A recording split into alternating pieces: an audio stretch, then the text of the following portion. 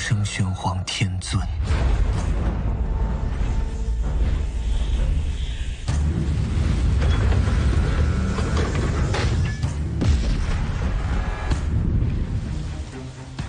Jumpa lagi dengan Albara. Kita lanjutkan cerita Lord of the Mysteries. Jangan lupa share, like, komen, dan subscribe. Penguasa Misteri bab 176, Surat. Bagi Klein, menyiapkan ritual sederhana semudah bernapas. Tak lama kemudian, ia selesai menyiapkan bahan-bahan dan menyalakan lilin yang melambangkan dirinya. Sambil menatap cahaya lilin yang berkedip-kedip di atas meja, Klein mendapat sebuah pemikiran lucu karena suatu alasan yang membingungkan. Apakah ini bisa dianggap mengadakan upacara menyalakan lilin untuk mengenang diri sendiri? Sial, apa sih yang aku pikirkan? Dia menenangkan pikirannya dan mengambil bubuk bunga busuk hitam milik wilayah kematian dan menaburkannya ke lilin.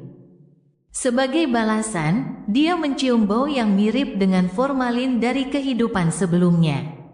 Segera setelah itu, ia meneteskan Full Moon Essence Oil, salah satu barang kesayangan Evernight.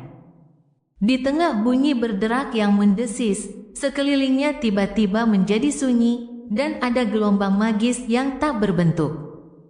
Klein mundur selangkah dan dengan lembut mengucapkan dalam bahasa Hermes kuno, "Aku." Kemudian dia berubah menjadi Hermes, "Aku memanggil atas namaku." Roh yang mengembara tanpa dasar, makhluk berdimensi lebih tinggi yang diperintahkan manusia, utusan milik Dali Simone. Suara mendesing, angin menderu dan cahaya lilin yang redup ternoda oleh kilauan biru. Di bawah cahayanya, dinding di belakang meja menghasilkan riak-riak tembus cahaya, dan wajah menyeramkan muncul. Selain mulutnya, tidak ada alis, mata, atau hidung. Bibirnya yang tebal terbuka, dan lidah merah yang panjang terjulur. Ada gigi-gigi tajam dan tidak beraturan yang berjejer di mulutnya. Selain itu, ujung lidahnya memiliki 5 jari yang halus. Jari-jari itu terus-menerus menjulur dan menarik, seolah-olah sedang menunggu kiriman. Ini utusan Dali, dibandingkan dengan utusan Ten. Azik, dia seperti anak kecil. Tidak, aku tidak bisa menentukan perbedaan mereka secara akurat. Ya, yang satu adalah raksasa dewasa, dan yang satunya adalah bayi manusia. Aku bertanya-tanya apakah itu karena benda ajaib, atau apakah itu menandakan kekuatan Ten. Azik, aku harus mengevaluasi ulang pemahamanku tentangnya. Mungkin dia adalah Beyonder urutan tinggi. Sial, aku lupa. Dalam surat itu, aku seharusnya bertanya kepada Madam Dali tentang nama jalur pengumpul mayat urutan 4 dan urutan 3. Tuan Azik kemungkinan besar termasuk dalam jalur itu. Tentu saja, dia mungkin tidak maju melalui ramuan. Ya, mungkin itu gen yang diwariskan dari leluhurnya. Aku akan bertanya lain kali. Pembawa pesan sedang menunggu. Klein menatapnya dengan serius sejenak dan menyerahkan kertas yang terlipat rapi itu ke tangan si pembawa pesan. Kemudian, dia melihat tangan itu menggenggamnya erat-erat. Suara mendesing. Utusan itu menarik lidahnya dan menelan surat itu. Wajah yang tembus pandang, menyeramkan, dan menggeliat itu menyusut kembali ke dinding dan menghilang. Harus kukatakan, sihir ini cukup keren. Cukup praktis juga, tetapi tidak bisa disebarkan. Klein menatap cahaya lilin yang telah kembali normal. Ia menggelengkan kepalanya dan mengakhiri ritualnya. Senin pagi, Beklun, daerah Empress. Di sudut tersembunyi taman kota yang dibangun oleh Duke Negan. Sio Derecha dengan rambut pirangnya yang tak terawat dan Force Wall dengan sikapnya yang lesu menatap penghubung di hadapan mereka dengan linglung. Mereka sejenak bingung harus menggunakan bahasa apa untuk menyapa. Sio yang mungil, yang tingginya sedikit lebih dari 1,5 meter, menatap anjing Golden Retriever yang telah menjulurkan lidahnya dan mengibas-ngibaskan ekornya. Dia merapikan pakaian ksatria magangnya dan menimbang-nimbang kata-katanya sebelum berkata, "Apakah kamu utusan Nona Audrey?" "Ya ampun, kenapa aku bertanya pada seekor anjing dengan serius?" Force memegang sebatang rokok tipis dengan jari-jarinya sambil terkekeh. "Mungkin itu makhluk ajaib. Aku belum pernah melihat makhluk ajaib yang sangat mirip anjing," jawab Sio dengan serius. Susi duduk dan menutup mulutnya. Ia lalu menunjuk perutnya dengan telapak tangannya. Ada kantong kulit yang diikatkan di tubuh anjing itu di tengah bulunya yang panjang dan keemasan. Sio menoleh ke kiri dan kanan, memastikan tidak ada yang melihat sebelum dia cepat-cepat mendekat. Dia membungkuk dan mengeluarkan kantong itu. Force memperhatikan dengan rasa ingin tahu ketika ekspresinya tiba-tiba berubah aneh. Terbuat dari kulit buaya dan tampak seperti hasil karya perancang busana Tuan Sades. Dia benar-benar menggunakan kantong seperti itu untuk bertransaksi. Dengan kata lain, harganya sangat mahal. Sio mengangkat kantong kulit itu. Force mengatupkan bibirnya rapat-rapat dan mengangguk dengan serius. Sio langsung memperlambat kecepatannya dengan cara yang berlebihan. Dia dengan hati-hati membuka resleting dan mengeluarkan surat di dalamnya, seolah-olah dia sedang membawa vas antik di tangannya. Setelah dia membacanya, dia memberikan surat itu kepada Force. Force membakarnya dengan rokoknya setelah membacanya dengan saksama. Ia memperhatikannya berubah menjadi abu dan berserakan di tanah. Tidak ada informasi tambahan yang diberikan. Sio cemberut tanpa sadar. Dia mengeluarkan kertas terlipat rapi dari saku pakaian ksatria magangnya. Dia menatap Susi dengan sikap yang mengesankan dan tanpa sadar berkata, "Ini adalah laporan investigasi selama beberapa hari terakhir. Kamu harus menyampaikannya langsung kepada Nona Audrey Hall." Susi gemetar dan duduk tegak, ekornya bergoyang-goyang dengan kuat. Sio mengangguk puas, memasukkan tumpukan kertas itu ke dalam kantong kulit, lalu mengikatkannya lagi ke tubuh Susi. Susi melolong dan berlari sangat cepat. Di villa mewah keluarga Hall, Audrey sedang duduk di sofa ruang tamunya. Ia memegang pembuka surat dan mencoba membuka surat di hadapannya. Itu adalah surat yang dikirim oleh salah satu saudara laki-lakinya dari Kekaisaran Balam di benua selatan. Ada sebuah paket yang menyertai surat itu. Pada saat itu, dia melihat Susi mendorong pintu yang setengah tertutup. Anjing itu berlari cepat. Susi duduk di karpet di hadapan Audrey dan meraba-raba kantong kulit itu. "Kamu benar-benar pembawa pesan yang hebat." Audrey tidak pelit memberikan pujian. Susi menoleh ke arah pintu. Pintu itu menimbulkan getaran di udara dan berkata pelan, "Temanmu sangat serius." Saat aku melihatnya, dia mengingatkanku pada saat seorang pemburu datang untuk melatih kita. Dia adalah hadiah gratis saat Count Hall membeli anjing pemburu. "Susi, Lonmu makin lancar bicaranya. Hanya ada sedikit masalah dengan logikamu dalam menggunakan bahasa itu." Audrey memperhatikan anjing Golden Retriever-nya melepaskan kantong itu sendiri dan dengan cekatan membuka resletingnya. Dia menatap Susi dan langsung mengerti. Dia berdiri dan berlari untuk mengunci pintu. "Sejauh ini belum ada hasil, tetapi kami menemukan beberapa gelandangan menghilang di sekitar wilayah jembatan Backlund. Meskipun kami tidak dapat memastikan bahwa itu adalah kilangos. Mungkin para gelandangan itu tiba-tiba mengubah pola pergerakan mereka." Audrey membolak-balik laporan investigasi dan bertanya-tanya dengan serius bagaimana ia harus menjawab Sio dan Force. "Aku akan memberitahu Sio bahwa selama dia bisa melacak Laksamana Muda Huricane, Kilangos, aku akan membelikan formula ramuan serif untuknya." "Tidak, itu tidak cukup ramah. Itu akan membuatnya merasa rendah diri. Ya, aku akan berkata, Sio, aku sudah menyiapkan hadiahmu. Selama kamu bisa menyelesaikan tugasnya, 450 pound akan menjadi milikmu. Sejauh bahan utama untuk formula telepati, aku hanya menemukan cairan tulang belakang kelinci Farsman. Aku masih membutuhkan kelenjar pituitari salamander pelangi. Glenn, Sio, dan Force belum menemukannya. Audrey, semangat. Setidaknya kamu sudah mencerna ramuan spektator dengan sempurna. Setelah Anda menyatukan semua bahan, Anda akan menjadi sekuens 8 Beyonder. Audrey menahan pikirannya, mengambil pulpen dan kertas, lalu segera menulis balasan.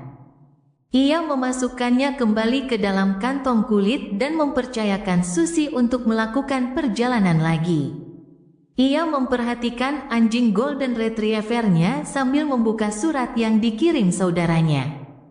Ia membacanya sambil tersenyum. Kakakku tersayang, menurutku, kau juga harus datang ke benua selatan.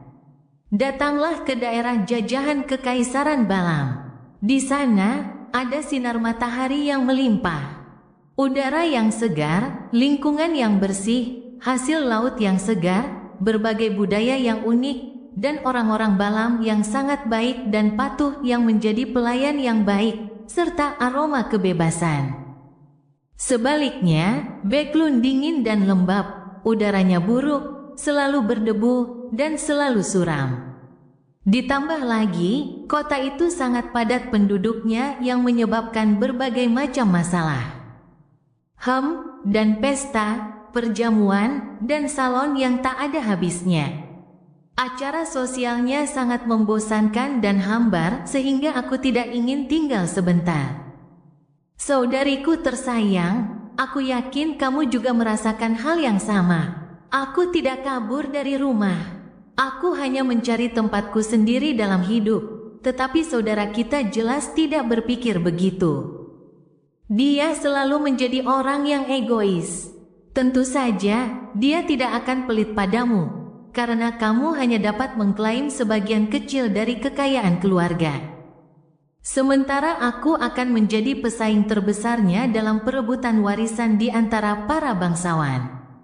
Bagaimanapun, ayah kita adalah seorang adipati yang berpandangan jauh ke depan. Dia pasti tidak akan terkekang oleh aturan bahwa saudara tertua akan mewarisi pangkat bangsawan. Selama dia merasa perlu, dia akan melakukan apa saja. Sama seperti ketika dia menjual setengah lahan pertanian dan padang rumput untuk memasuki industri perbankan, terlepas dari tentangan yang kuat. Kadang-kadang aku merindukan Backlund, terutama ayah, ibu, dan dirimu. Aku merindukan senyum yang kau berikan padaku selama beberapa tahun itu. Kau pasti telah menjadi permata yang paling mempesona di Backlund, tetapi sayangnya, aku baru bisa kembali setelah 2 tahun. Karir adalah kebanggaan seorang pria, sementara anak-anak muda yang luar biasa di kerajaan Lon memperlakukan dunia sebagai panggung mereka. Bisa kau ceritakan pada bibi tersayang bahwa daerah pesisir di Kekaisaran Balam sangat cocok untuk liburan, dan terutama cocok untuknya. Mengingat persendiannya sering sakit dan bengkak di musim dingin. Aku dengan tulus mengundangnya untuk menjadi tamuku. Kalau kau bisa ikut dengannya, itu akan lebih baik. Aku tidak mengirimimu terlalu banyak hadiah. Hadiah-hadiah itu sebagian besar adalah barang-barang yang kaya akan tradisi dan gaya Balam, seperti sutra kuning yang unik. Dan ornamen-ornamen yang penuh dengan ciri-ciri yang berhubungan dengan pemujaan terhadap kematian. Aku ingat kamu suka hal-hal yang berbau mistis, jadi aku akan mencarinya untukmu. Budaya di sini penuh dengan misteri. Setelah membaca surat itu, Audrey mengambil pulpen, kertas, dan papan tulis. Ia bersandar di sofa, mengerutkan bibirnya, dan menulis dengan serius, "Alfred tersayang, meskipun belum genap setahun, gadis kecil dalam ingatanmu sudah tumbuh dewasa. Aku tidak suka hal-hal mistis lagi, jadi kamu tidak perlu mencari hal-hal semacam itu. Karena itu sangat berbahaya. Audrey menggembungkan pipinya dan menambahkan dalam kepalanya. Dia telah mendengar terlalu banyak tragedi terkait dengan benda-benda misterius saat berpartisipasi dalam Beyonder Gatherings dan dari cerita-cerita yang dituturkan Sio dan Force. Ia berpikir dan menyatakan dengan gembira, sekarang aku tertarik pada biologi.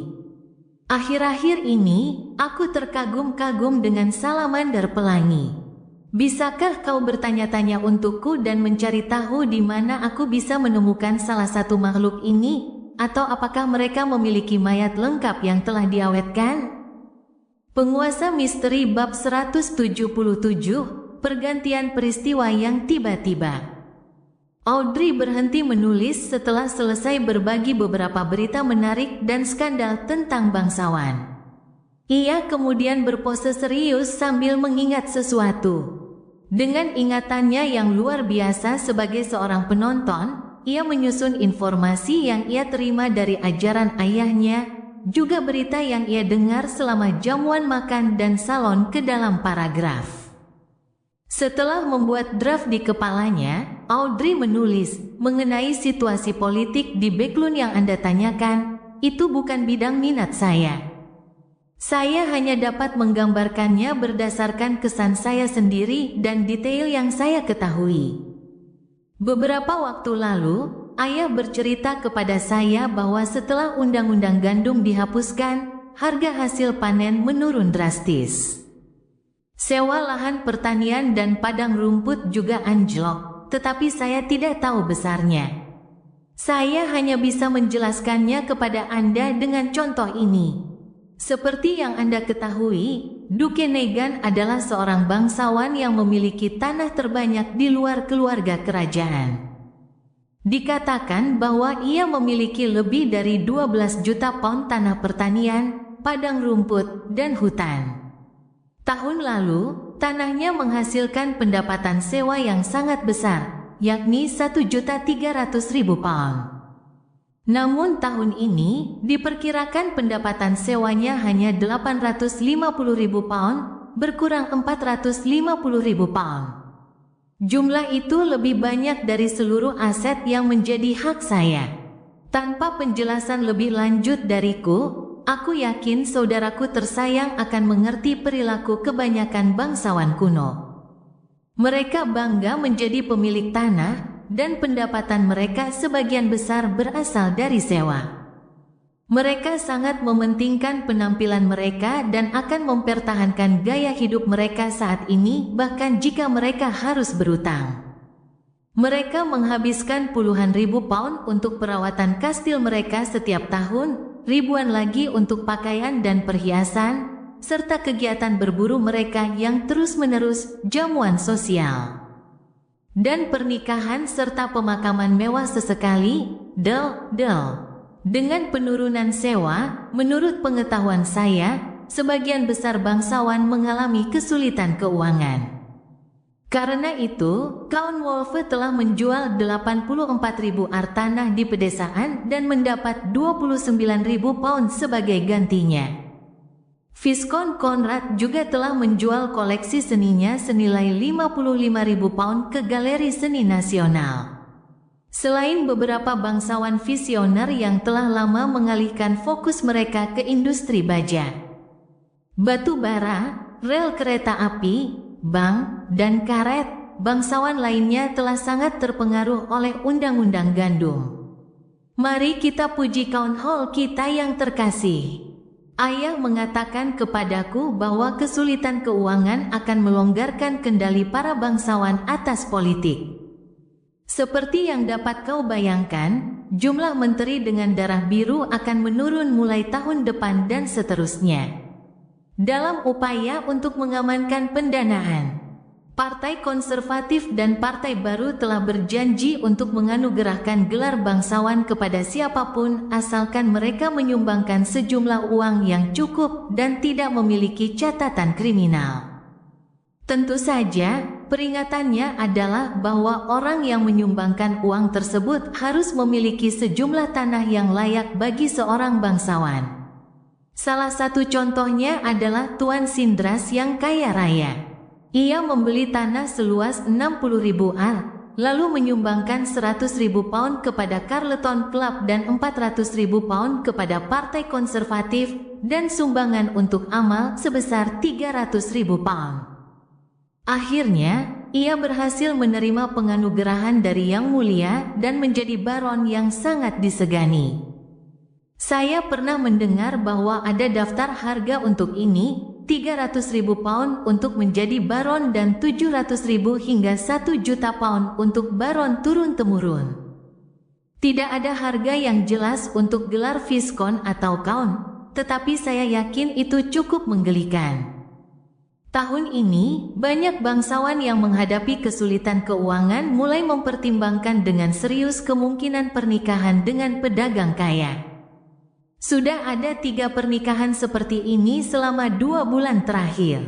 Hadiah pertunangan yang diterima para wanita bangsawan adalah sesuatu yang patut diirikan. Selain itu, para pekerja yang memprotes undang-undang gandum memang mengalami penurunan biaya hidup, tetapi kualitas hidup mereka tidak membaik.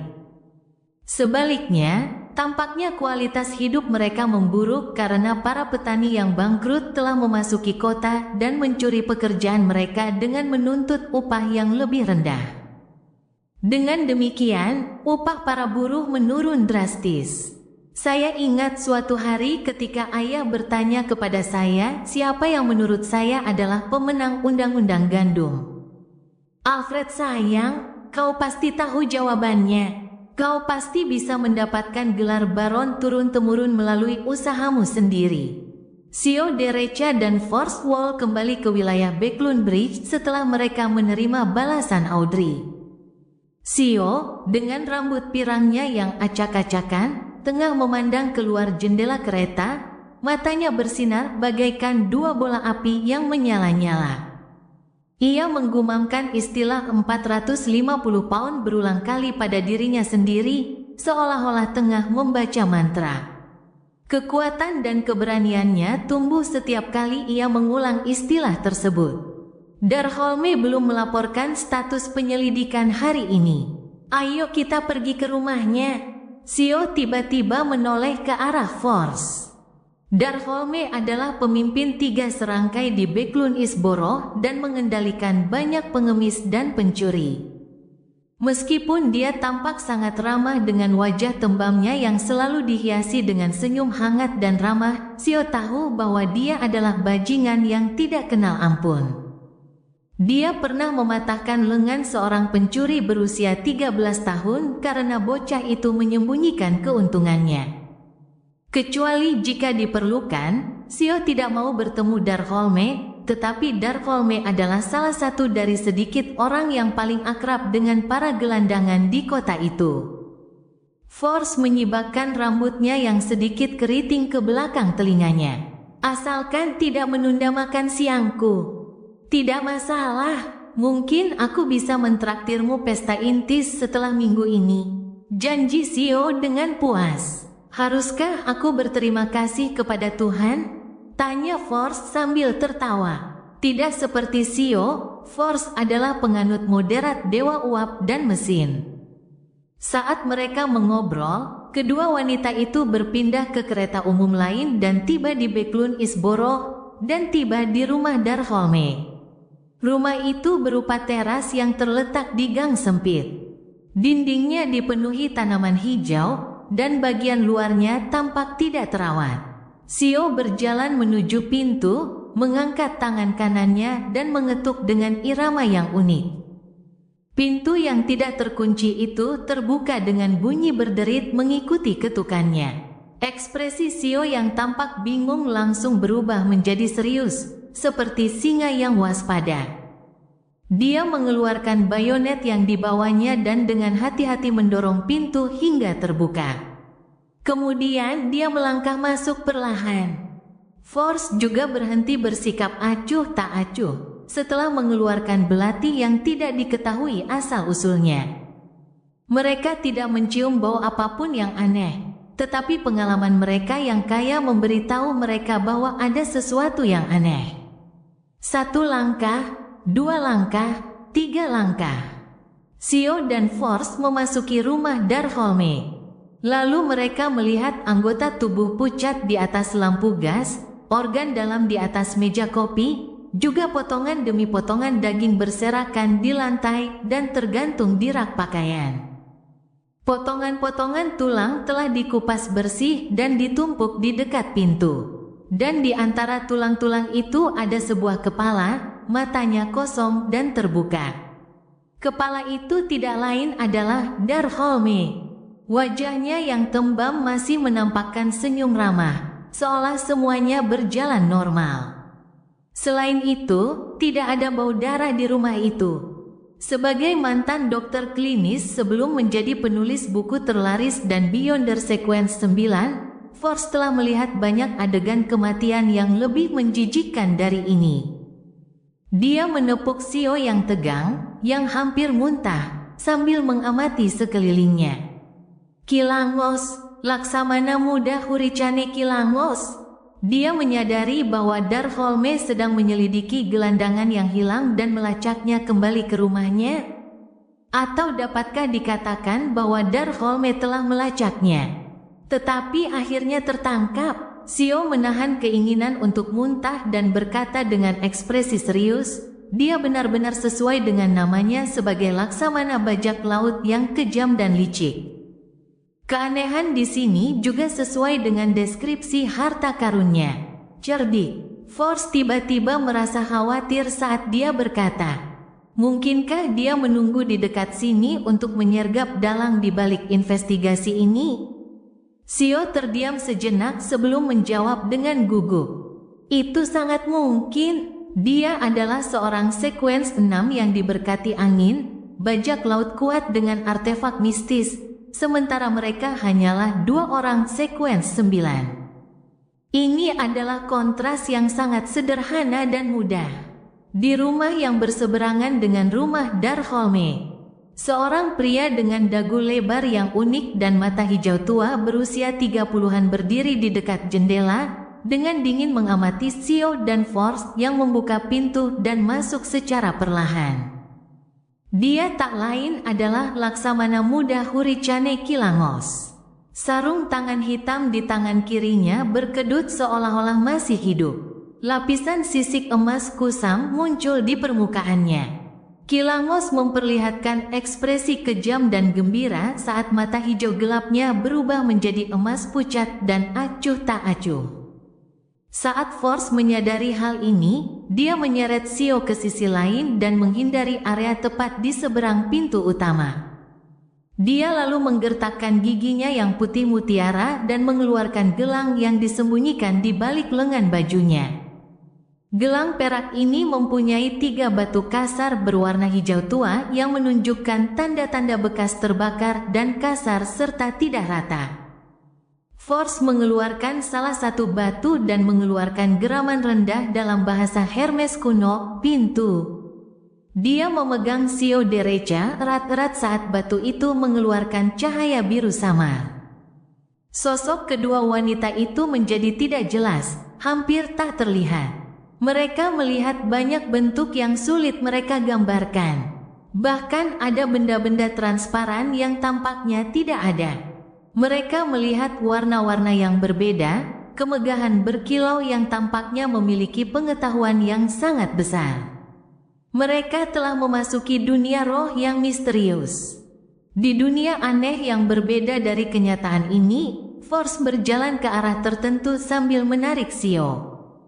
Beberapa detik kemudian, mereka keluar dari keadaan mereka yang tidak jelas dan kembali ke dunia nyata, ke Beklun. Namun mereka tidak lagi berada di rumah Darkholme, melainkan tiba di sebuah pemakaman kosong. Kilangos, yang mengenakan sarung tangannya yang bersisik, diam-diam muncul di pintu rumah Darkholme. Ia mengamati bagian dalam dengan tatapan dinginnya. Dia terdiam sejenak, lalu mengerutkan kening sambil bergumam pada dirinya sendiri, "Traveler?" Di kuburan. Apa yang akan kita lakukan selanjutnya? Force terengah-engah, merasakan kesulitan yang mereka hadapi dan masih merasakan ketakutan yang tak kunjung hilang.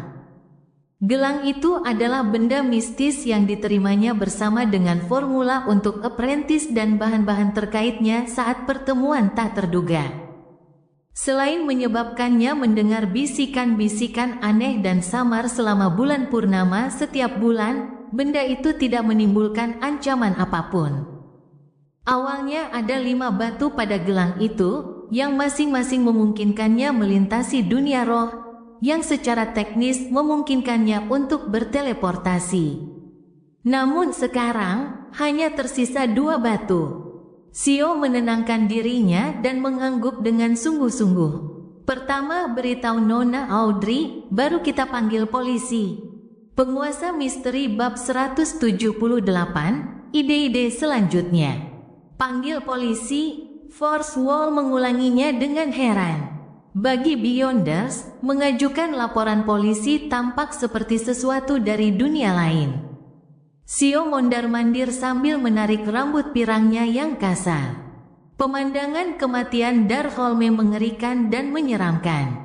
Selama polisi tidak buta, mereka pasti akan menyerahkan kasus ini kepada Mandated Punishers, Night Hawks, Machinery Heavy Mine, atau Departemen Khusus Militer. Jika itu terjadi, kita bisa membocorkan informasi lebih lanjut dan memberitahu mereka bahwa pembunuhnya adalah Kilangos. Saat itu, seluruh kota akan mengejarnya. Tujuan kita hanya mencari Kilangos, bukan menangkapnya. Dengan bantuan begitu banyak Beyonder, segalanya akan menjadi jauh lebih mudah dan aman. Begitu Kilangos panik dan melakukan kesalahan, itu akan menjadi kesempatan kita untuk mengklaim hadiah kita. Heh, maksudku adalah menemukan keberadaannya. Xiao tertawa datar dan menatap Force yang terkejut. Apakah menurutmu satu-satunya cara yang ku tahu untuk mengatasi masalah adalah dengan menghadapinya secara langsung? Perbedaan antara kita dan Kilangos sama besarnya dengan Teluk Desi. Force mengangguk pelan dan berkata, pemahamanmu tentang dirimu sendiri benar sekali. Kamu telah melakukan terlalu banyak hal yang serupa. Oleh karena itu, kerugian yang kamu derita sudah cukup bagimu untuk maju ke urutan 8. Beruntungnya, kamu masih cukup rasional dalam hal ini. Xiao menundukkan kepalanya untuk melihat bayonetnya. Ia berpikir sejenak dan berkata, sejujurnya, aku jelas merasakan kedatangan kematian tadi. Kilangos pasti ada di dekat sini. Itu adalah aura yang cukup jahat untuk menghancurkan kita kapan saja. Itu memicu respons naluriah dalam diriku. Force mengenakan gelang peraknya yang tersisa 2 batu dan berpikir serius. Saya setuju dengan ide Anda. Sebaiknya kita beritahu Nona Audrey dulu, baru kita laporkan ke polisi. Ya, terlepas apakah Darkholme atau bawahannya yang menemukan jejak Kilangos. Kita bisa melanjutkan penyelidikan dengan pendekatan itu dan mencari tahu jangkauan aktivitas Kilangos dan lokasi kediamannya. Xiao mengerutkan alis pirangnya yang ramping dan berkata, tapi Kilangos pasti tidak akan tetap berada di tempat yang sama. Bahkan sebagai salah satu dari 7 laksamana bajak laut, meskipun ia mendapat bantuan artefak mistis, Kilangos harus sangat berhati-hati di Beklun. Bahkan Nas, Raja 5 Lautan, pernah mengalami bencana di sini dan hampir tertangkap. Tidak. Yang kumaksud adalah menduga atau mengonfirmasi tujuan kunjungan Kilangos ke Beklun berdasarkan petunjuk-petunjuk itu. Begitu kita tahu apa yang coba dilakukannya, tidak peduli bagaimana dia menyamar atau trik apa yang dia lakukan, dia akan terungkap pada akhirnya. Dengan begitu, misi kita akan tercapai, Force menjelaskan secara terperinci. Pengalaman menulis novel selama 2 tahun memberitahuku bahwa segala sesuatunya akan menjadi sederhana begitu kita memahami inti permasalahannya. Sio menatap sahabatnya dengan kaget. Ia tidak percaya wanita itu baru saja membuat pernyataan yang begitu masuk akal. Aku berbeda denganmu, aku hanya terlalu malas untuk berpikir, sementara kau berpikir dengan otot-ototmu. Force mengerutkan bibirnya, mencondongkan kepalanya ke samping, dan tersenyum. Menggodaku tidak membuatmu lebih pintar. Sio mencoba merapikan beberapa helai rambut pirangnya yang mencuat. Baiklah, mari kita pergi ke Empress Borough dan memberitahu Nona Audrey tentang ini. Force mengangguk samar dan berkata, jadi, apa metode kontak darurat kita dengan Nona Audrey? Sio sempat bingung. Ia menatap batu nisan itu dari kejauhan sambil berkata, ia mengatakan kepadaku bahwa anjing peliharaannya yang kita lihat tadi berjalan sendiri setidaknya 5 kali sehari. Nah, jalan-jalan berikutnya seharusnya setelah makan siang. Dengan kata lain, kita harus berkeliaran dengan mencurigakan di luar rumah mewah Town Hall. Sudut bibir Force berkedut. Sio tiba-tiba menoleh ke samping dan memperlihatkan senyum patuh. Force, atau kau lebih suka menyelinap masuk saja? Saya rasa itu tidak akan sulit bagimu. Itu keahlianmu. Seorang bangsawan turun-temurun selama berabad-abad, salah satu anggota parlemen paling berpengaruh di House of Lords, pemegang saham terbesar Farfad Bank, pemegang saham terbesar keempat Backlund Bank, konsultan khusus Royal Bank of London, pemegang saham terbesar ketiga Suchit Bank di Intis Republic, pemegang saham terbesar kedua Constant Coal and Steel Consortium, dan seterusnya. Itulah gelar ayah Nona Audrey. Sio, gunakan otakmu. Bagaimana mungkin orang seperti itu tidak mempekerjakan Beyonder? Apakah dia tidak punya koleksi berharga? Ini berbeda dari para Viscount dan Baron yang melarat itu. Force menjawab dengan jengkel. Demi Tuhan, jika aku menyelinap masuk, aku akan ketahuan dan ditangkap dalam waktu 5 menit. Sio mengangguk terus-menerus tanda setuju. Kalau begitu, mari kita tunggu anjing Golden Retriever itu. Setelah mengatakan itu, dia memimpin jalan. Setelah melangkah beberapa langkah ke depan, dia berbicara dengan punggung menghadap Force. Baiklah, aku akan mengganti kerugianmu dan kerusakan di masa mendatang. Yang kumaksud adalah batu itu, tentu saja. Mendengar itu, sudut bibir Force terangkat dan dia berkata, aku sedang menyelamatkan diriku sendiri. Dan, Sio, kau salah jalan. Ya Tuhan, jika kamu adalah seorang magang dan akhirnya menjadi seorang pengembara di masa depan, itu akan menjadi bencana. Di luar rumah mewah Town Hall, Sio dan Force bersembunyi di balik pohon payung intis dan diam-diam mengamati target mereka membangun dalam diam, memperhatikan orang-orang yang berjalan ke sana kemari. Setelah entah berapa lama, mereka akhirnya melihat anjing Golden Retriever itu keluar dari lubang tersembunyi di bawah tembok. Ia menegakkan telinganya dan melihat ke kiri dan kanan, tampak sangat waspada. Tepat saat Susie mulai berjalan-jalan dengan gembira, seekor anjing jantan hitam muncul entah dari mana. Ia menjilat Susie dan mulai berlari berputar-putar. Ini pertama kalinya aku melihat seekor anjing menunjukkan reaksi seperti manusia. Seberapa besar kebenciannya terhadap anjing hitam itu? Sio mendesah. Dia bisa tahu dari tatapan dan ekspresi wajah Susie bahwa ada kebencian yang jelas. Force tersenyum dan berkata, rasanya seperti berhadapan dengan seorang cabul yang gegabah, menjijikkan, dan gigih. Melihat Susie berusaha mempercepat langkahnya untuk lolos dari kejaran anjing hitam itu, Sio berdiri untuk menegakkan keadilan. Keputusanku adalah agar kau meninggalkannya sendiri, teriak Sio dengan topeng kesungguhan. Anjing hitam itu terkejut dan langsung berlari menjauh dengan ekor di antara kedua kakinya. Susie menghela napas lega dan melambat. Ia menggonggong dengan sopan dan mengibaskan ekornya. Nyaris saja, aku hampir saja mengucapkan terima kasih kepada mereka. Pikir si anjing Golden Retriever dengan gembira. Itu akan menjadi situasi yang sangat canggung.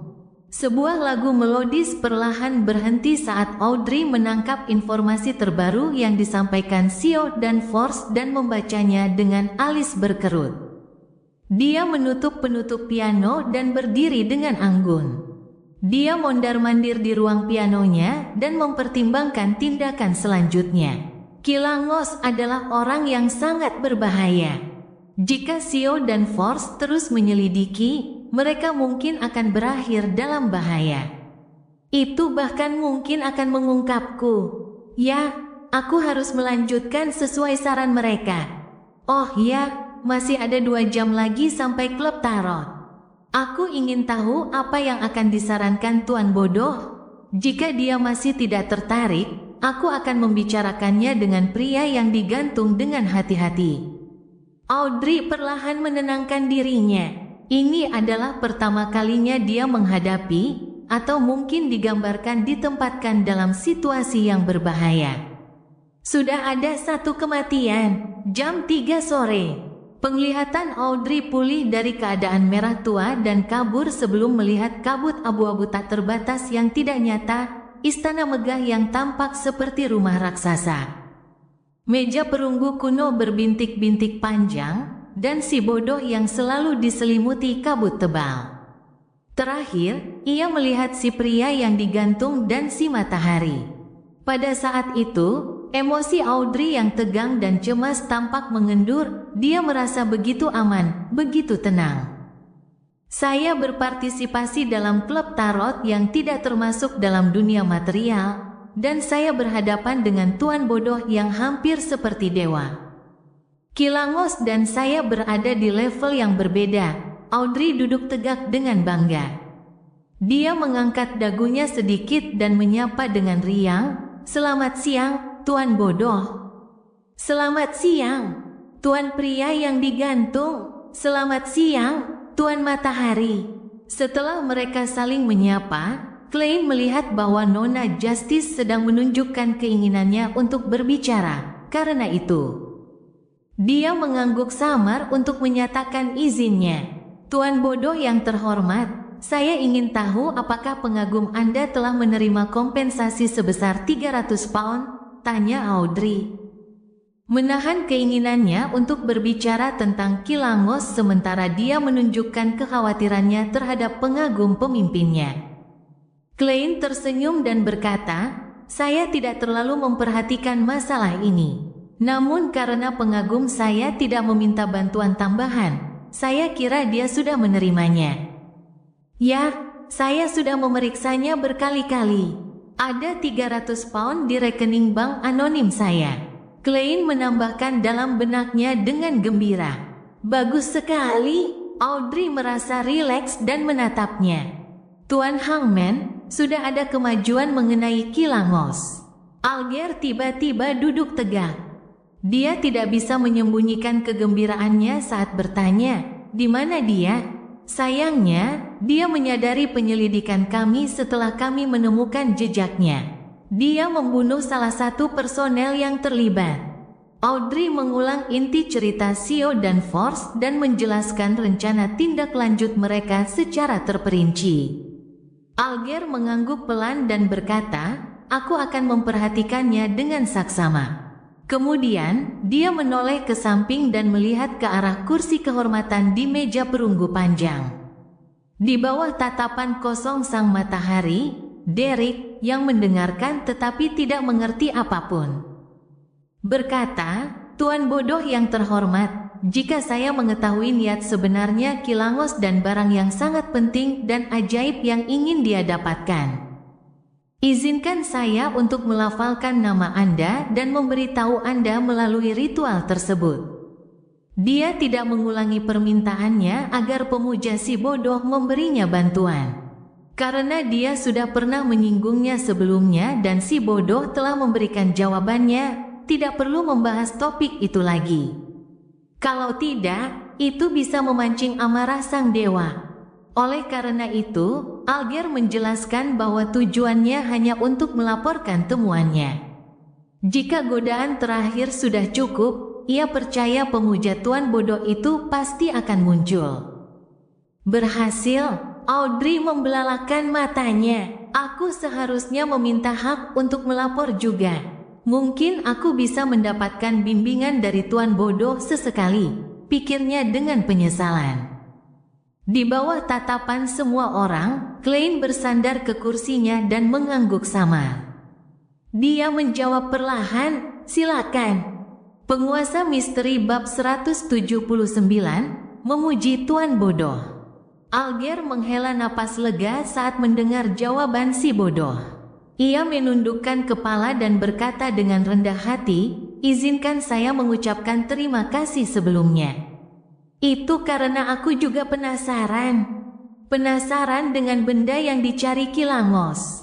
Aku ingin tahu tentang benda yang bisa membuat seorang sekuens 6 Wind Blast memiliki kekuatan seperti sekuens 4.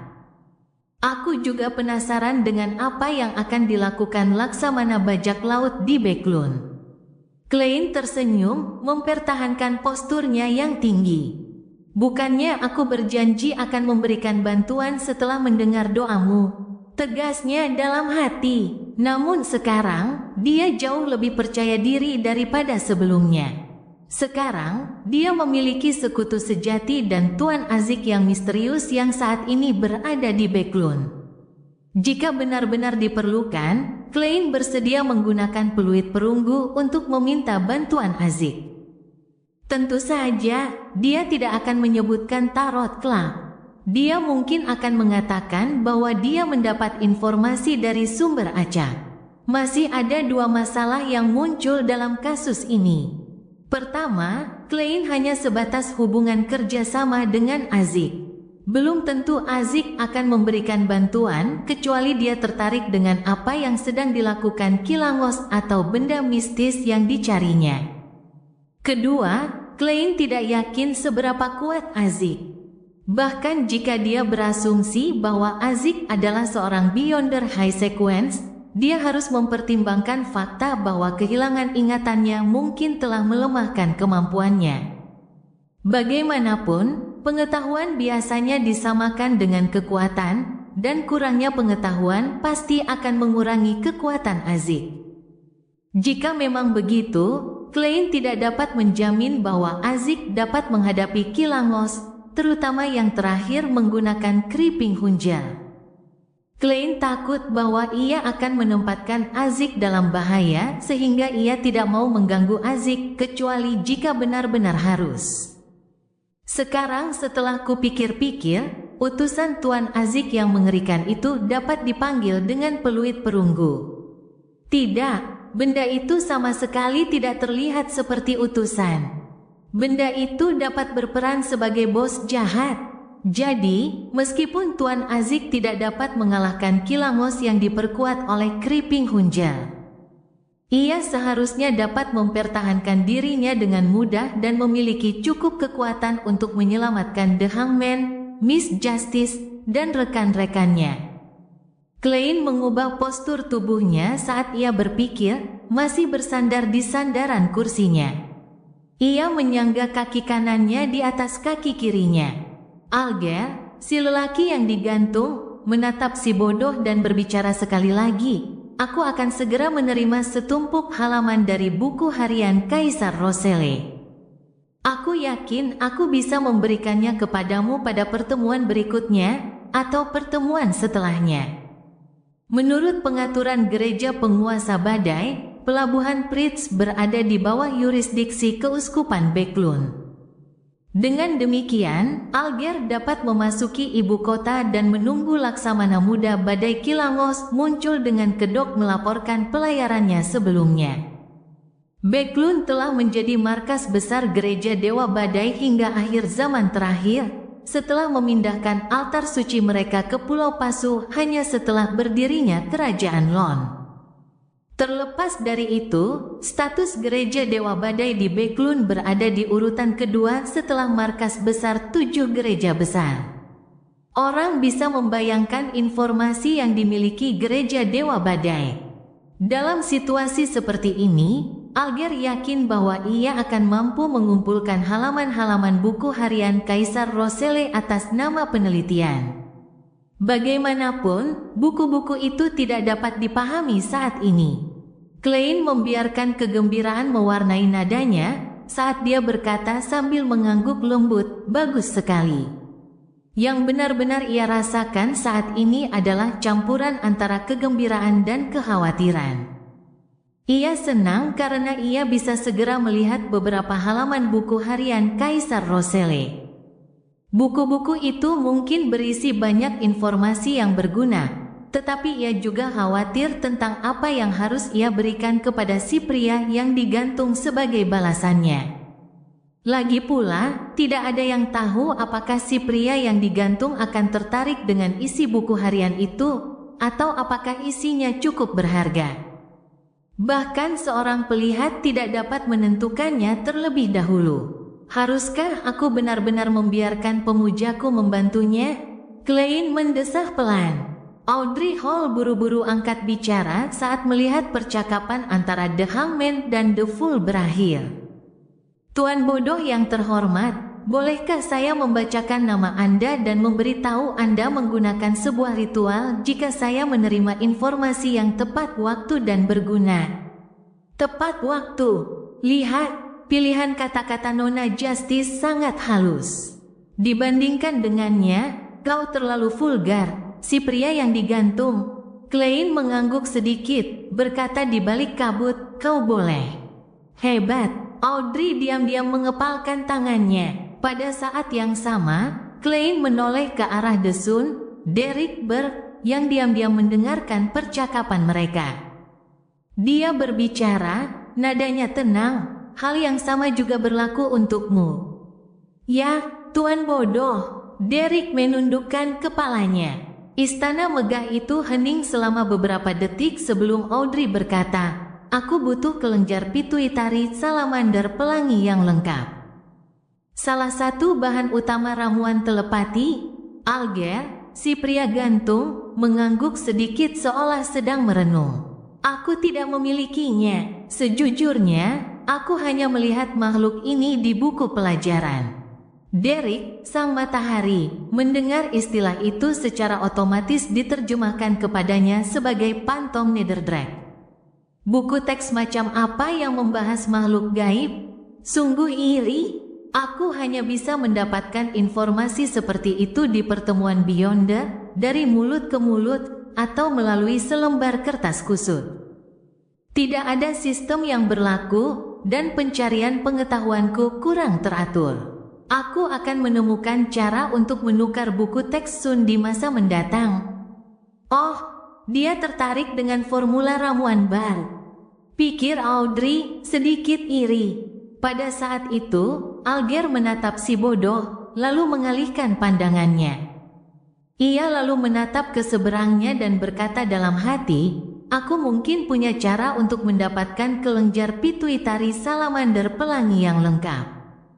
Tanpa menunggu Audrey berbicara, dia menambahkan, "Tetapi dengan syarat kilangos ditemukan."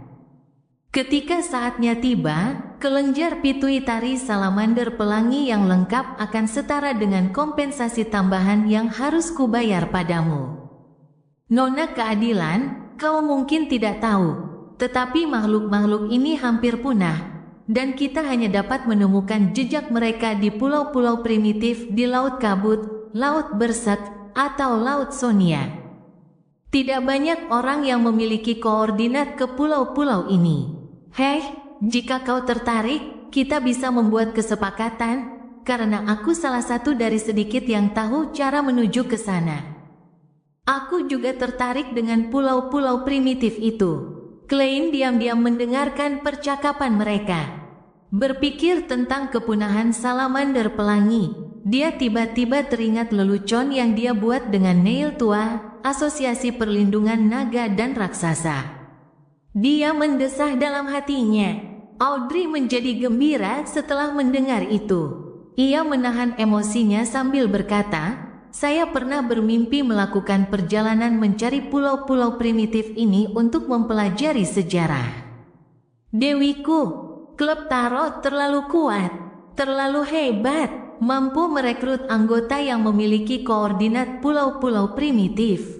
Puji Tuan bodoh, Audrey tidak dapat mempertahankan status penontonnya saat senyum merayap di wajahnya. Pulau-pulau primitif, Klein terdiam sejenak, lalu teringat pada halaman buku harian Kaisar Roselle yang pernah dilihatnya, yang di dalamnya Kaisar menggambarkan dirinya sebagai Raja Bajak Laut. Ia mengatakan bahwa ia menemukan sebuah pulau tak bernama yang dihuni banyak makhluk gaib saat ia dan 4 penunggang kuda kiamat melintasi laut kabut pada rute laut yang tidak aman. Mungkinkah itu yang disebut pulau primitif? Sungguh disayangkan, Kaisar Agung tidak mencantumkan koordinat apapun dalam buku hariannya.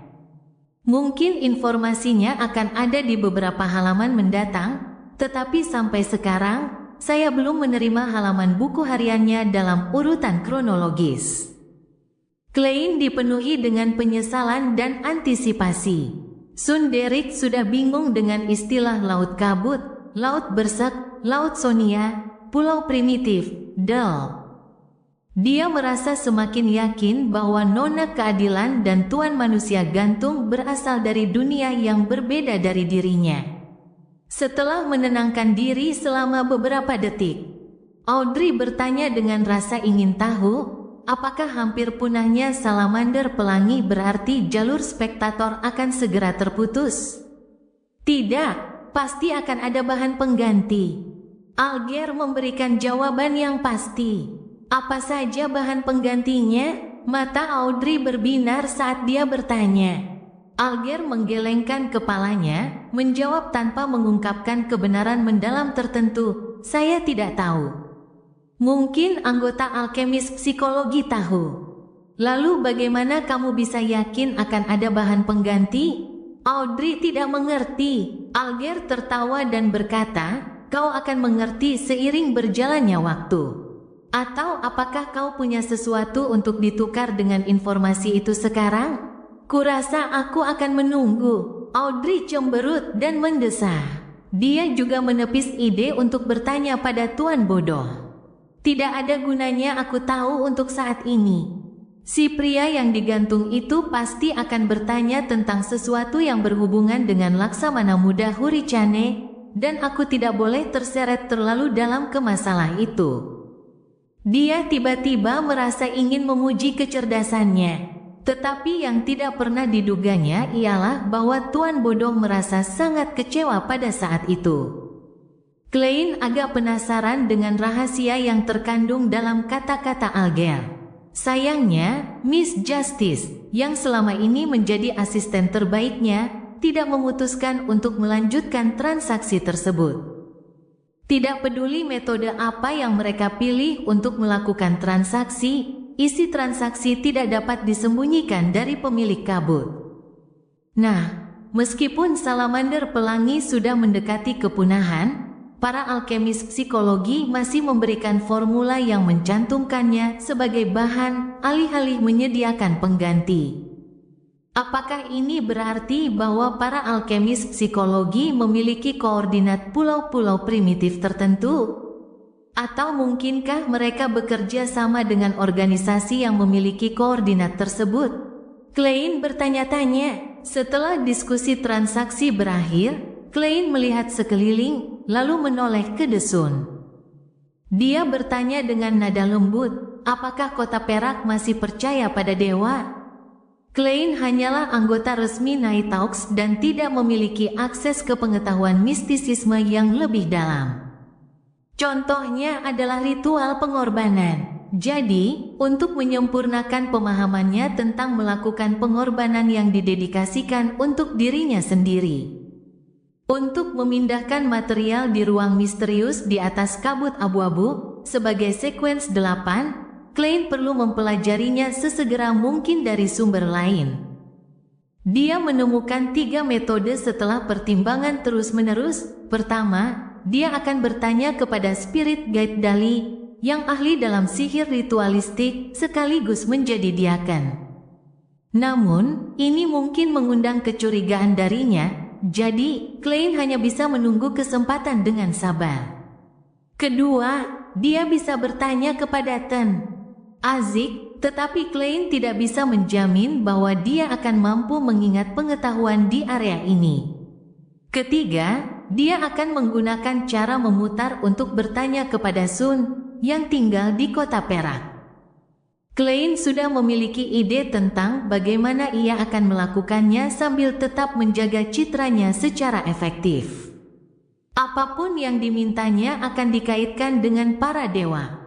Derek menjawab dengan nada hormat, "Kami tetap percaya kepada Tuhan yang menciptakan segalanya, Tuhan yang Maha Kuasa dan Maha Tahu." Penguasa misteri bab 180, orang cerdas selalu berpikir berlebihan. Mendengar pertanyaan si bodoh, Audrey menajamkan pendengarannya dan memasuki status penonton. Ia menunggu si matahari menjawab. Dia selalu penasaran tentang di mana kota perak berada dan apa yang istimewa dari tempat itu, tetapi dia tidak bisa bertanya. Bagaimanapun juga, itu menyangkut privasinya. Pada saat itu, Tuan Bodoh bertanya secara pribadi. Rasanya seperti menyelesaikan jilid pertama dari novel detektif luar biasa yang telah lama dibacanya, dan akhirnya dia memiliki kesempatan untuk membeli jilid berikutnya. Jawaban matahari tidak mengecewakannya. Mereka tidak percaya pada 7 dewa ortodoks arus utama. Mereka juga tidak percaya pada kematian seperti yang diyakini benua selatan. Mereka juga tidak percaya pada keberadaan tersembunyi, dewa atau setan jahat, iblis purba, orang bijak tersembunyi, sisi gelap alam semesta, dewa yang dirantai, atau pencipta sejati yang pernah diceritakan pria yang digantung kepadanya sebelumnya. Kota perak benar-benar istimewa. Mereka benar-benar menyembah sang pencipta sendiri. Ini adalah pemujaan purba yang dijelaskan oleh Tuan Manusia yang digantung, bukan? Deskripsi tentang kemahakuasaan agak aneh. Audrey melirik pria yang digantung tanpa sadar dan menyadari bahwa dia mengangguk sedikit. Klein sama sekali tidak terkejut. Dia sengaja terkekeh dan bertanya sebagai balasan. Meskipun dia meninggalkanmu, ditinggalkan, sang pencipta meninggalkan kota perak? Alger terkejut. Tiba-tiba ketika dia tiba-tiba membuat hubungan mengenai istilah tertentu. Tanah terlantar para dewa. Dalam informasi rahasia gereja Dewa Badai, pada tingkat izin keamanan yang dapat diakses Alger, yang merupakan kapten, setara dengan tingkat uskup, tanah terlantar para dewa selalu hanya berupa nama tanpa deskripsi yang sebenarnya. Akan tetapi, tanah itu jelas menunjuk ke ujung Laut Sonia.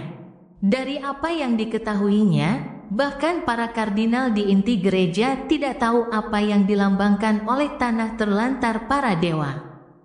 Akan tetapi, hanya pemimpin gereja, wakil Dewa Badai, yang mengetahui sesuatu tentang situasi tersebut dan tampaknya mengambil alih misi tersembunyi untuk mencari tanah terlantar para dewa. Alger pernah membuat tebakan berani saat ia menyamakan kediaman suci sang pencipta sejati yang dipromosikan oleh Ordo Aurora dengan tanah terkutuk para dewa. Namun, sayangnya si bodoh belum mengonfirmasi tebakannya, jadi ia tidak bisa memastikannya. Kini ia terkejut dan heran ketika mengetahui bahwa anggota klub tarot yang menggunakan The Sun sebagai nama sandinya kemungkinan besar berasal dari tanah terkutuk para dewa. Tuan Bodoh tahu di mana tanah terlantar para dewa selama ini. Dan dia bisa menarik seseorang dari sana untuk menjadi anggota gathering. Ini adalah tempat tersembunyi yang selama ini dicari oleh gereja penguasa badai, tetapi tidak berhasil. Alger menatap si bodoh yang duduk di kursi kehormatan di ujung meja perunggu kuno yang panjang itu dengan ngeri. Dia hanya bisa melihat bahwa si bodoh sedang bersandar di kursinya dalam keheningan, diselimuti kabut tebal. Audrey tidak terlalu tertarik dengan hal itu. Satu-satunya waktu dia mendengar tentang tanah terlantar milik para dewa adalah dari pertanyaan pria yang digantung. Dia tidak terlalu tertarik, jadi dia gagal mengaitkannya dengan apapun dari apa yang dikatakan Tuan Bodoh sebelumnya. Kota Perak punya legenda tentang ditinggalkan oleh Sang Pencipta. Tuan Manusia Gantung tampaknya sangat terpengaruh. Apa yang membuatnya kagum dan takut? Audrey mengangguk bingung saat mengingat detail momen itu. Ya, kami percaya bahwa kami akan mendapatkan kembali kemurahan hati Tuhan pada akhirnya. Mungkin itu akan terjadi pada hari matahari terbit lagi, jawab Derek Burke dengan nada tidak yakin. Kami pernah diperintah oleh keluarga kerajaan raksasa, dan kami menyembah Raja Raksasa Aurmir. Kemudian, kami diselamatkan oleh Tuhan dan kami tidak akan pernah mengkhianati Tuhan lagi. Diperintah oleh keluarga kerajaan raksasa. Memang kuno, tapi sepertinya tidak cocok. Alger, yang telah menebak sesuatu, tiba-tiba teringat deskripsi tentang zaman kedua dalam bab tersembunyi Kitab Badai. Zaman kedua juga dikenal sebagai zaman kegelapan umat manusia. Pada saat itu, langit, lautan, dan daratan dikuasai oleh naga, raksasa, elf, mutan, iblis, burung phoenix, serigala jahat, dan roh-roh yang telah mati. Namun pada akhirnya, sang penguasa badai, matahari yang berkobar abadi, dan dewa pengetahuan dan kebijaksanaan memimpin umat manusia untuk mengalahkan makhluk-makhluk gaib dan mengawali zaman ketiga, zaman kejayaan, yang kemudian dikenal sebagai Kataklisem. Raja Raksasa Aurmir. Klein mengulangi nama itu dalam diam. Dalam berbagai legenda dan mitos, ia adalah makhluk agung yang setara dengan para dewa. Bahkan sekarang, masih ada beberapa tempat yang memujanya. Bahkan anggur-anggur paling terkenal dan termahal di Republik Intis dinamai Aurmir. Dikatakan bahwa Raja Raksasa sangat menyukai anggur-anggur yang seperti darah. Mengingat fakta bahwa gereja Dewa Pertempuran mengendalikan seluruh jalur prajurit yang dulunya milik para raksasa, dapatkah saya berasumsi bahwa Aurmir adalah dewa pertempuran kuno? Tebak Klein. Dia mengangguk dengan sengaja, tetapi tidak berpikir lebih jauh. Dia kemudian bertanya dengan tenang, apakah kamu masih mempersembahkan kurban kepada Tuhan yang Maha Kuasa ini? Ya, kami masih melakukannya. Namun sejak hari kami ditelantarkan, kami tidak pernah mendapat tanggapan apapun. Suara Derek mengandung sedikit rasa sakit yang tidak disembunyikan. Klein bersandar santai di sandaran kursinya. Dia setengah memejamkan mata dan berkata, jelaskan proses ritual persembahanmu secara terperinci. Apakah Tuan Bodoh ingin mencari tahu kebenaran di balik ditinggalkannya kota Perak? Atau apakah dia ingin memastikan apakah Sang Pencipta masih ada? Alger tiba-tiba merasakan guncangan di sekujur tubuhnya dan dia gemetar. Dia tidak hanya takut, tetapi juga gembira. Ini karena dia merasa diberitahu rahasia-rahasia di antara para dewa. Itu membuatnya merasa seperti telah diangkat ke tingkat yang benar-benar baru. Aku mengejar kekuatan, mengejar kekuatan. Bukankah aku melakukannya untuk mencapai perasaan seperti ini? Alger bersandar, mengangkat dagunya, dan terbawa oleh pikirannya. Keadaan mental Tuan yang digantung tampaknya tidak normal. Audrey menatapnya dengan rasa kasihan. Dia akhirnya mengerti bahwa mungkin ada semacam rahasia yang mengejutkan di balik komunikasi antara Tuan Bodoh dan Desun yang menyebabkan hilangnya ketenangan The Hangman. Setelah tugas Kilangos selesai, aku akan membayar harganya untuk mendapatkan informasi tentang apa yang dipelajari Tuan Manusia Gantung hari ini. Aku penasaran apakah dia bersedia. Audrey berpikir penuh harap, namun masih sedikit khawatir. Derek tidak menyadari beban yang ada pada jawabannya saat ia menjawab dengan terus terang, "Kami membangun altar megah yang ditutupi simbol Tuhan. Setiap kali kami menerima panen rumput berwajah hitam yang melimpah, kami mengadakan ritual pengorbanan. Kami menggunakan monster yang kami tangkap di kedalaman kegelapan untuk digunakan sebagai persembahan kurban. Setelah kami melafalkan gelar terhormat Tuhan dan doa-doa yang diperlukan, kami menari untuknya dan kemudian membunuh monster-monster itu untuk membiarkan spiritualitas dan darah mereka yang tercemar mewarnai seluruh altar. Jika kami belum menangkap monster apapun, maka kami menggunakan orang berdosa di lantai terendah di penjara kota perak sebagai gantinya. Kemudian, kami mengolah kumpulan rumput berwajah hitam yang pertama itu menjadi makanan dan menyajikannya di hadapan Tuhan. Pada akhirnya, kami menyanyikan pujian secara serempak dan mengakhiri ritual. Karena aku berencana untuk mempersembahkan kurban untuk diriku sendiri, aku tidak pilih-pilih soal waktu, dan altarnya bisa sesederhana mungkin. Bagian terpentingnya adalah membuka saluran dengan bantuan spiritualitas monster atau darah yang mengandung kekuatan Beyonder untuk menyelesaikan persembahan kurban. Tentu saja, ini dengan asumsi bahwa seseorang akan menerima respons. Betapa berlebihannya. Klein menggunakan pengetahuan mistisismenya untuk menganalisis setiap langkah ritual kurban di kota perak sebelum akhirnya berkata, "Apa saja doa yang sesuai? Dalam bahasa apa kamu melafalkannya?" Derek juga menantikan hal ini untuk mendapatkan petunjuk dari Tuan Bodoh tentang cara menghilangkan kutukan tersebut. Jadi dia mengingatnya dengan hati-hati dan menjawab, "Kami menggunakan Jotun, yang juga merupakan bahasa umum kami. Doa yang sesuai adalah, orang-orang percayamu yang setia berdoa memohon perhatianmu. Kami berdoa agar Anda mau menerima persembahan mereka. Kami berdoa agar Engkau membuka gerbang menuju kerajaanmu." Klein mendengarkan dalam diam dan sengaja membiarkan kabut yang menyelimutinya berputar perlahan di sekelilingnya. Dia mengangguk seolah-olah sedang berpikir keras dan tetap diam. Adapun apa yang dia pelajari dari hal itu, dia jelas tidak akan membagikannya. Alger menganggapnya sangat wajar. Bagaimana mungkin rahasia dewa diungkapkan langsung kepada manusia?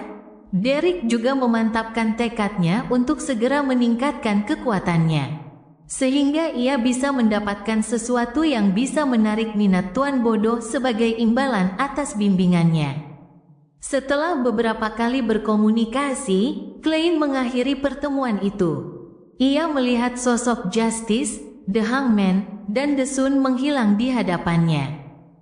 Dia melihat ke bawah dan melihat kabut abu-abu tak terbatas dan bintang-bintang merah tua yang tampaknya tidak pernah berubah.